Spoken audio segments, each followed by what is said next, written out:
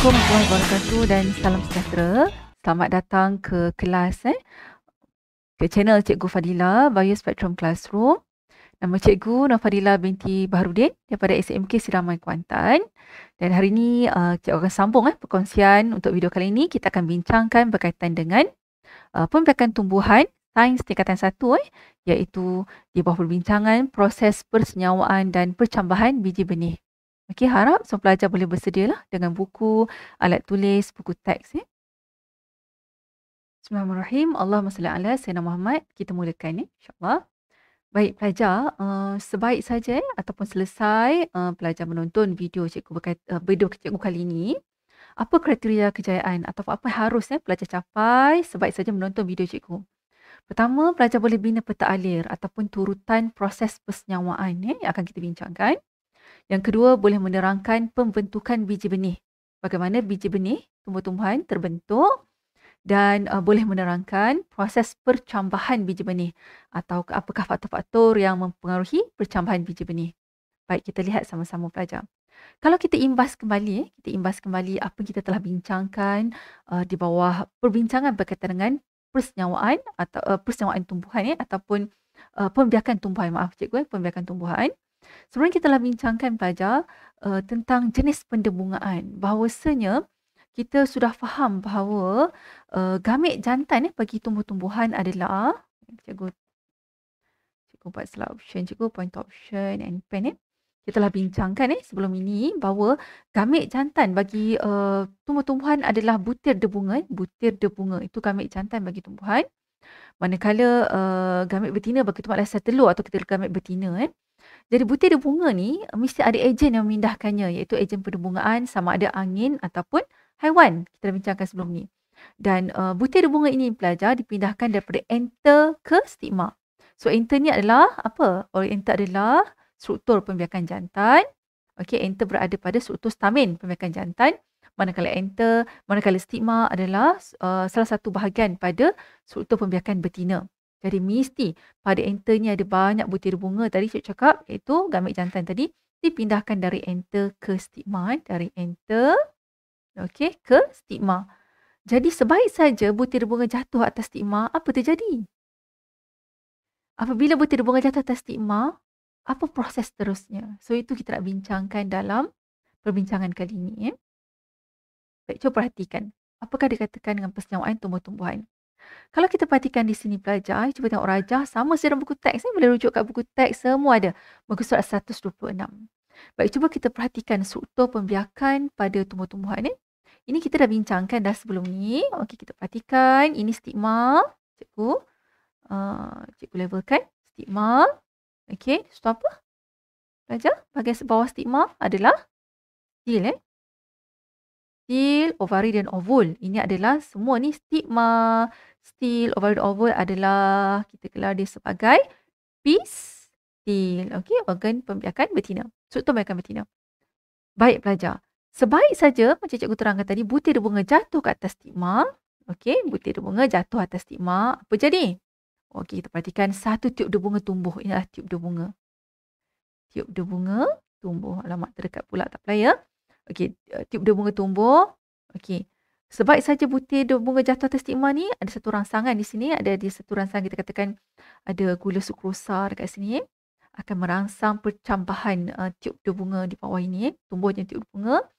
Okey, apa yang berlaku sebaik saja tiup debunga tumbuh di dalam struktur stil ini, gamit jantan akan dibawa turun ke arah ovari. Ini bahagian ovari. Okey, ini bahagian ovari. So gamit jantan tu apa? Butir bunga lah. Akan dibawa turun melalui apa? Saluran tiup debunga ini menuju ke arah ovari. Apa yang berlaku pelajar? Maaf cikgu minta maaf ada silap eja kat sini. Tiup debunga A. Okey. Tiup debunga tembusi ovul. Sehinggalah tiup debunga ini jatuh. Tengok tiup debunga ni berkembang menuju ke arah ovari dan ovul. Tiup debunga tumbuh ke arah ovari membawa gamit jantan tadi. Cuba kita perhatikan Ini tiup debunga. Okey, kalau kita zoom in dalam ni ada gamit jantan. Okey, ada dua gamit jantan ni sebenarnya. Okey, kamu akan pelajar akan belajar ni sangat detail dalam biologi tingkatan 5 insya-Allah tingkatan 5 ataupun sains menengah atas nanti. Ada cerita lagi, ada penerangan lagi tentang gamit jantan yang sel telur ataupun sel gamit yang bergerak menuju ke ovul ini. Baik, buat masa ni terima dulu gamit jantan menuju ke ovul. Okey. Apa yang berlaku pelajar? Seterusnya gamit jantan akan bercantum dengan gamit betina. Sebaik saja selepas tiup bunga menembusi ovul, ni subhanallah, tiup bunga boleh menembusi ovul ni, insya-Allah. Gamit jantan akan bercantum dengan gamit betina, maka berlakulah persenyawaan. Jadi kita belajar dah dalam persenyawaan haiwan. Persenyawaan bermaksud apabila sel gamit jantan, atau kalau sebelum ini haiwan sel telur lah, atau sel sperma lah, nukleus bagi semua bercantum dengan nukleus bagi ovum. So sama juga dengan pembiakan bagi tumbuhan, nukleus bagi gamit jantan bercantum dengan nukleus bagi gamit betina, maka berlakulah proses ini, proses persenyawaan. Baik, ini dia gamit jantan pelajar. Baik, keseluruhan ini proses dia. Satu, mula-mula siapa jatuh atas stigma? Tiup dia bunga. Kemudian apa yang berlaku? Tiup dia bunga akan tumbuh. Tumbuh ke mana? Tumbuh ke arah ovari. Okey? Tumbuh ke arah ovari. Bila tiup dia bunga tumbuh ke arah ovari, maka gamit jantan akan dibawa ke arah ovari. Baik, seterusnya nombor 4, apa yang berlaku? Tiup dia bunga berjaya menembusi ovul ini. Okey, ingat dalam ovari ada ovul. Okey, berjaya tembusi ovul dan akhirnya membolehkan persenyawaan berlaku. Iaitu gamit jantan, sel nukleus bagi gamit jantan bercantum, istilahnya bercantum dengan nukleus bagi gamit betina, maka berlakulah proses persenyawaan. Okay, saya harap pelajar faham dan boleh terangkan semula proses 1 hingga 5 ini, ataupun dalam buku teks 1 hingga 3 ini cikgu pecahkan kepada 5 bahagian supaya penerangan lebih ringkas dan lebih mudah ingat dan faham. Okey. Baik, seterusnya apa berlaku setelah persenyawaan? Sebaik saja nukleus bagi gamit jantan bercantum dengan nukleus bagi gamit betina, okey, maka terbentuklah zygote. Baik, ovul akan terus berkembang dalam ovari. Ni ovul dalam ovari akan berkembang. Itu cikgu tunjuk rajai. Ovul dalam ovari akan berkembang. Ovul ni tadi dalam tempat berlakunya proses persenyawaan tadi. Okey, akan berkembang membentuk biji benih. Baik, biji benih ni pelajar sekarang ini diselimuti oleh embrio yang dilapisi oleh kulit biji. Dia ada kulit biji, kita gelar sebagai testa, kulit keras tu. Okey, bahagian bunga akan layu dan gugur. Okey, sebaik saja biji benih mula terbentuk, maka kelopak-kelopak bunga semuanya akan gugur. Saja. Subhanallah. Baik, cuba kita perhatikan struktur biji benih. Kita ada 2 jenis biji benih iaitu dicotyledon dan monocotyledon. Baik, sebut dicotyledon. Monocotyledon. Okey. Dicotyledon ke monocotyledon ke, dua-dua tu biji benih tapi tak sama. Kalau di ni maksudnya cikgu suka sains ni. Istilah dia akan menggambarkan struktur dia pada kebiasaannya, istilah dalam sains ni. Di means 2, means 2 di. Mono maksudnya 1. Okey, mono merujuk pada 1. Satu apa? 1 cotyledon, 2 cotyledon, iaitu 1 biji benih bentuk struktur dia 2 biji 2 sama ada 1 struktur biji benih atau mempunyai 2 struktur pada biji benih, cotyledon. So cotyledon adalah tempat simpan makanan bagi biji benih. Cotyledon tempat simpanan dia ada 2 atau 1. So kalau biji benih itu ada 2 tempat cotyledonnya, maka namanya dicotyledon. Baik, kalau kita perhatikan pelajar struktur testa ini, kita ada sebut tadi, mention tadi kan, testa adalah satu struktur seperti kulit lah, kulit biji seperti kulit lapis yang melapisi struktur embrio. Okey, kulit keras ni kita panggil dia testa. Di padang hadapan lah, dia ada satu micropyle dengan hilum. Dan kalau kita buat satu potongan keratan rentas, okey, keratan rentas bagi biji benih, kita akan lihat ni lapisan luar testa, ini adalah plumule. Okey, plumule dia akan bertumbuh nanti, akan berkembang menjadi pucuk. Radikal akan berkembang menjadi akar. Kemudian inilah cotyledon. Ini dia cotyledon ni. Yang warna biru muda ni tempat simpanan kanji ataupun makanan bagi biji benih. Baik, semua ini pelajar berada dalam embrio. Embrio tu yang mana Subhanallah, embrio adalah struktur yang terdapat pada pistil. Kita baca sebelum ini. Okey, ovari, dalam ni ada ovul dan ada embrio. Embrio. Okey, ovari, ovul, dalamnya ada embrio, iaitu yang menyimpan percantuman, hasil percantuman di antara nukleus gamit jantan dengan nukleus gamit betina tadi. Baik, kalau kita perhatikan pelajar bagi monocotyledon ni, bagi biji benih jenis monocotyledon, okey, contohnya jagung lah, contoh jagung jagung, biji benih dia ada jenis monocotyledon ni. Kulit biji luar dia dan radikal, dia juga ada radikal. Kalau kita buat perkara rentas, tengok bahagian dalam dia. Kulit luar ni testa tadi lah. Okey, endosperma, tempat simpanan makanan je. Cotyledon. Okey, plumule dan juga radical. Okey, plumule akan berkembang menjadi pucuk. Radical akan berkembang menjadi akar. Contoh dicotyledon ni biji benih kacang hijau. Kebanyakan tumbuhan berkayu adalah jenis tumbuhan jenis dicotyledon. Baik, apakah fungsi struktur dan fungsi biji benih? Testa tadi adalah melindungi biji benih lah, macam lapisan kulit luar tadi. Hilum, okey, struktur hilum yang ini, okey, hilum atau hilum. Hilum ini tempat biji benih melekat pada buah ini adalah tempat biji benih melekat pada buah. Okey, micropyle, mana micropyle? Okey, ni dia micropyle. Ini adalah liang kecil yang benarkan air dan udara untuk masuki biji benih pada saat masuk. Okey, dalam pada susunan embrio pula dia ada plumule, radical dan cotyledon atau endosperma sama saja. Plumule bahagian embrio berkembang akan menjadi pucuk nanti. Cikgu terangkan, plumule akan jadi pucuk. Pipi ingatlah, plumule pucuk. Radical akan berkembang menjadi akar. Okey, radical berkembang menjadi akar. Baik. Baik, cotyledon atau endosperma, cotyledon kita mention tadi, kita ada sebut tempat simpanan makanan atau bekakan makanan ketika percambahan biji benih berlaku nanti. Baik, pelajar boleh perhatikanlah rajah ini juga ada dalam buku teks. Okey. Bila kita faham struktur dan fungsi, baru kita boleh faham nanti bagaimana biji benih boleh bercambah. Baik, kita lihat sama-sama pelajar. Subhanallah, ini semua contoh-contoh biji benih lah dia cikgu dapatkan di blogspot ini. Cikgu cari, pelajar boleh search juga, type saja. Contoh biji benih ada. So, biji benih ni disebut dalam keadaan dormant. Dormant maksudnya kalaulah ia cukup keperluan. Dormant maksudnya dia dormant ni biji benih dia tak tumbuh. Okey, dia tak tumbuh, dia kering macam tu. Tapi kalau ada faktor-faktor boleh ia bercambah, ia akan bercambah menjadi biji benih. Yang bercambah boleh menjadi anak pokok, so menjadi pokok yang terus berkembang. Baik, kita perhatikan pelajar percambahan biji benih. Apabila testa pecah, testa lapisan kulit luar tadi, pecah, apa yang berlaku? Radikal akan tumbuh ke bawah membentuk akar dan plumule akan tumbuh ke atas membentuk pucuk. Dan ada dua jenis percambahan, sama ada jenis epigeal ataupun hypogel. Apa itu percambahan jenis epigeal?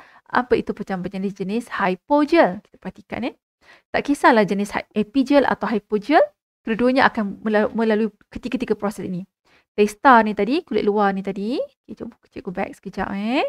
Baik, Allahumma salli ala Muhammad. Ini dia testa, lapisan kulit luar ni dia akan pecah. Dia akan pecah. So, apabila testa pecah, apa yang berlaku? Radikal akan tumbuh. Ni, lukis sekejap.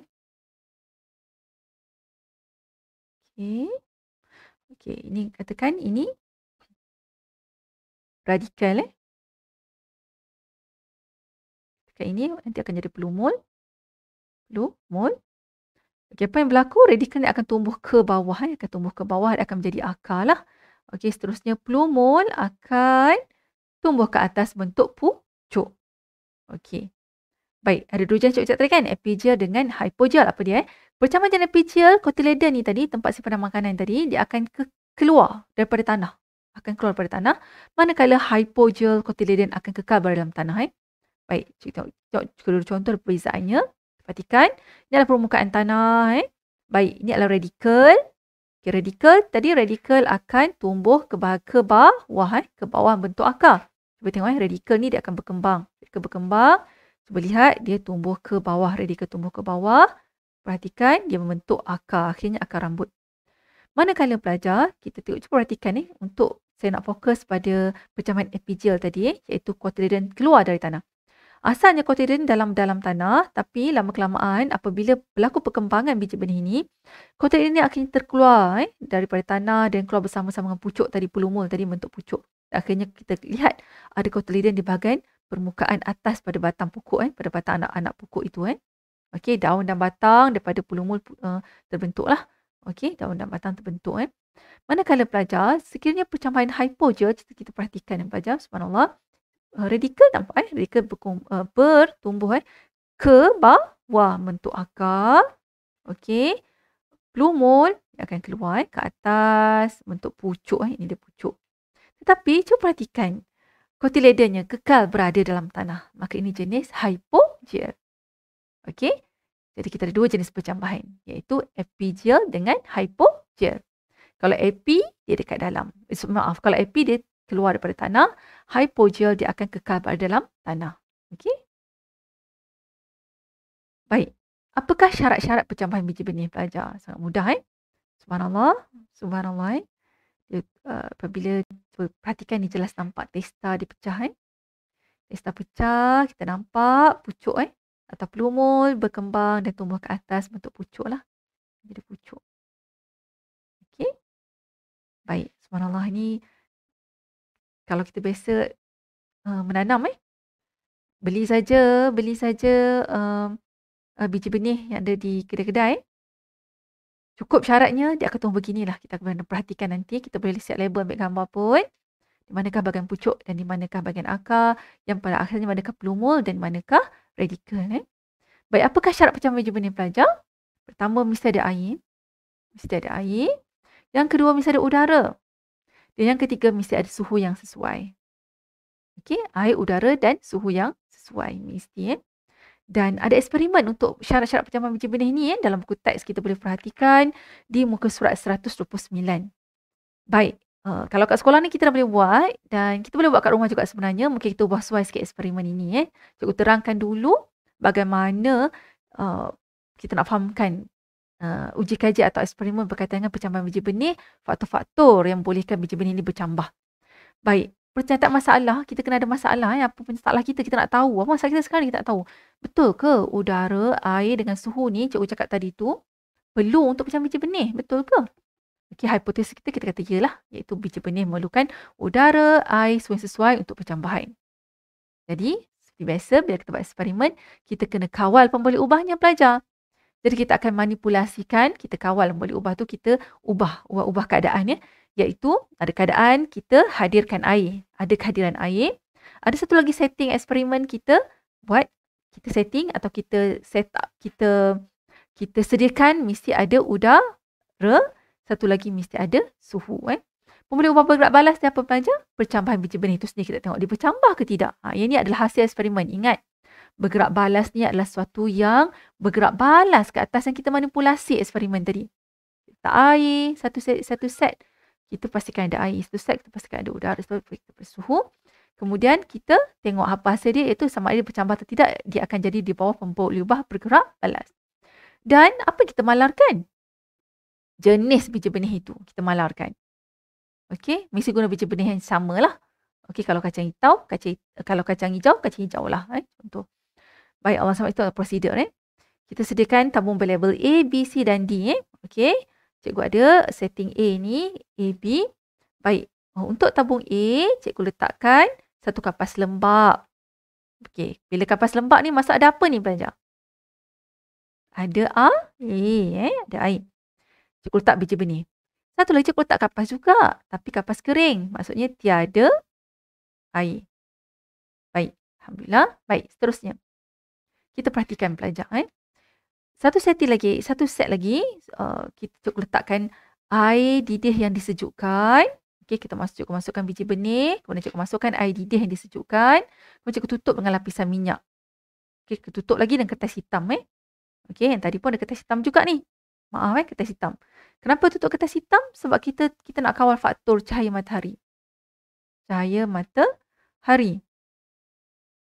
Kita tak nak ganggu faktor cahaya matahari. Sebab hipotesis kita adalah berkaitan udara, air dan suhu. Cahaya matahari, tiada hipotesis kita untuk menguji adakah ia mempengaruhi pencambahan biji benih. Jadi kita tutup. Kalau tutup semua ni, bertambah ke tidak? Tanpa cahaya matahari. Apa kita boleh faham juga nanti. Kita tengok hasil. Baik. Yang ini pelajar, cikgu tak biji benih, set ini, air didih yang disejukkan, apa maksud dia pelajar? Air masak. Air didih ni air masak. Air masak kita minum tu, air masak. Tapi disejukkan. Bukanlah yang panas-panas tu, disejukkan. Kenapa kita kena masak air didih ni? Sebab kita nak keluarkan udara daripada air tu. Kita keluarkan udara dan kita tutup lagi. Kita tutup lagi dengan lapisan minyak masak. Kenapa? Supaya untuk menghalang udara dari luar masuk. Okey, maksudnya air didih disejukkan ni sejuk, air masak biasalah. Baik, seterusnya set D pula, kapas lembap, letak lagi biji benih, tutup juga sama. Tapi kita letak dekat dalam peti ais, tak dalam peti sejuk, letak dalam fridge. Suhu sejuk. Baik. Perhatikan biji benih 5 hari. Okay, setelah 5 hari apa berlaku ke semua tabung didih, catatkan pesan perolehan. Jadi apa yang kita dapat lihat pelajar? Untuk tabung didih A ni, okay, kita terangkan terus hasil lah ni. Kita kena buat ni sebenarnya. Dan mesti buktikan Cikgu terangkan dulu Jadi pelajar boleh expect lah apa hasil dia. Nanti sikit lagi cikgu bagi arahan bagaimana kita nak set eksperimen untuk di rumah. Baik, dengan keadaan air kita akan perhatikan bila ada air, maka berlaku percambahan biji benih. Itu biji benih bercambah. Okey, tetapi untuk tabung didih B, okey, untuk tabung didih B, okay, tabung didih B tadi yang mana? Okey, ni tak ada air. Kapas kering, tak ada air. Okey. Suhu yang biji benih tidak bercambah. Tidak bercambah. Tidak bercambah. Untuk C, pelajar? Untuk C, udara pun tak masuk. Maka tak ada udara. Tidak bercambah juga. Untuk D, suhu tak sesuai. Dalam peti ais tadi, tak bercambah. Baik, untuk tabung didih A ni pelajar, selain daripada air, dia ada apa lagi? Nampak? Ada udara masuk. Juga kita tak perlu suhu bilik. Suhu yang sesuai je cukup syarat. Syarat air, syarat udara, dan syarat suhu bilik. Jadi kita fahamlah untuk tabung didih jenis A ini cukup syaratnya, kerana itulah ia bercambah. Manakala B ada udara, tak ada air pula. Suhu dah sesuai dah. Okey. Untuk C, suhu dah sesuai, ada air tapi tak ada udara. Okey, ni tak ada udara. Untuk D, udara dah ada. Udara ada. Kapas dah lembap, ada air. Tapi suhu pula tak sesuai. Jadi tidak bercambah. Okey. Baik pelajar, bagaimana kita nak ubah suai eksperimen ini jika kita nak buat kat rumah? Pelajar boleh ubah suai sendiri. Iaitu, boleh kawal sendiri. Boleh gunakan beberapa biji benih kat rumah. Tapi mesti sama jumlah biji benih tu letak dalam bekas. Dalam bekas berbeza, katakan 4 bekas. Boleh cuba set. Boleh cuba settingkan ikut sama. Yang macam cikgu tunjukkan ini. Dan kalau perlu tutup dengan kertas hitam, tutup kertas hitam. Kalau tak perlu, bekas tersebut cuma simpan dekat tempat tertutup. Simpan tempat tertutup, contoh dalam almari. Untuk kita halang ataupun untuk kita kawal tiada gangguan daripada faktor cahaya matahari. Kita nak tahu juga. Kita nak buktikan bahawa tanpa cahaya matahari pun percambahan masih boleh berlaku. Kenapa? Kerana percambahan biji benih, syarat percambahan biji benih memerlukan tadi udara, air dan juga suhu yang sesuai. Boleh ubah suai. Tak perlu guna tabung uji pun tak apa. Boleh guna apa bekas sekalipun. Yang penting jumlah semua sama. Katakan bekas A guna 5 biji benih, B pun 5 biji benih, bekas C pun 5 biji benih, D pun 5 biji benih, sama. Baik, kawal saiz bekas. Okey, pastikan saiz bekas semua sama. Jumlah air yang digunakan, berapa mil semua. Kalau pun kat rumah tak ada mil, kita boleh guna kita boleh kawal dengan jumlah cawan ataupun tak banyak mana sudu ataupun sudu. Basahkan kapas dengan jumlah air yang sama untuk kita dapatkan betul-betul hasil yang macam mana kita nak hasil tadi hasil eksperimen itu. Okey. Kemudian boleh tutup dengan lapisan minyak. Kalau ada minyak boleh buat pelajar. InsyaAllah. Selamat mencuba Selamat mencuba dan bila dapat hasil nanti kita akan sangat puas hati Baik. Sebelum penutup sebagai penutup kepada perbincangan video kali ini, apakah kriteria kerjaan pelajar? Kita revise balik. Pertama, pelajar boleh terangkan proses persenyawaan, peta alir tadi, peta alir proses persenyawaan, iaitu bagaimana sebaik saja butir bunga jatuh di atas enter. Butir bunga daripada enter jatuh di atas stigma. Butir bunga jatuh di atas stigma. Apa proses selepas itu? Pembentukan tiup dua bunga, kemudian tiup dua bunga memecahkan memecahkan struktur mikropil dan membolehkan nukleus bagi gamit jantan bercantum dengan nukleus gamit betina. Kemudian seterusnya boleh menerangkan pembentukan biji benih tadi. Bagaimana proses pembentukan biji benih tadi? Iaitu dua jenis. Jenis epigel dengan hypogel. Bagaimana radikal berkembang ke bawah menjadi akar, plumul berkembang ke atas menjadi pucuk. Dan benarkan proses pencabulan biji benih. Jadi proses pencabulan biji benih ada 3 faktor, iaitu apa dia pelajar? Air, udara dan juga suhu yang sesuai. Baik, selamat mencuba dan semoga video cikgu memberi manfaatlah kepada pelajar untuk memahami subtopik ini. Saya rasa sampai di sini dulu perbincangan. Sampai ketemu lagi untuk video akan datang, insya-Allah. Terima kasih dan Assalamualaikum.